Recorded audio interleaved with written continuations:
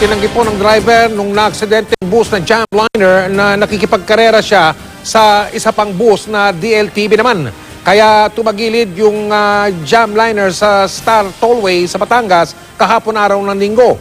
Posible ngayong makasuhan yung parehong driver ng dalawang bus. Bunsod sa bangga o bunsod ng banggahan, ikinasawian ng isang pasahero at ikinasugat ng mahigit 40 iba pa.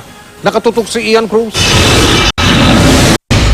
Ay, pasensya na po. Ginawa ko po talaga ng paraan na may ayos po mas, pero hindi ko na po talaga mabawi ang kontrol ng malbihan dahil po. Ito ang mensahe ng driver ng Jamliner bus sa mga pasaherong kasama niyang na-aksidente nitong Linggo sa may Star Tollway sa Malvar, Batangas. Sa imbestigasyon ng pulisya, galing ng Maynila ang Jamliner bus at papunta sana ng Batangas City nang makagitgitan umano nito ang DLTV bus dahilan para ito magpaggewang-gewang at tuluyang maaksidente.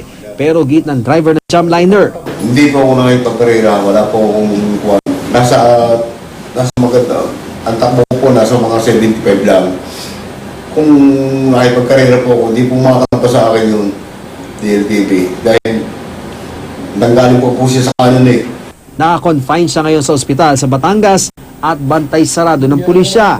Ang iba pa sa 46 na sugatan, ginagamot din sa iba't ibang ospital. Baluba ang lagay ng isang babaeng pasahero na naputulan ng kaliwang braso.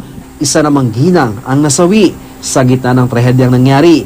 Handa naman daw si Marana na harapin ang posibleng ikaso sa kanya na reckless imprudence resulting in homicide and multiple physical injuries.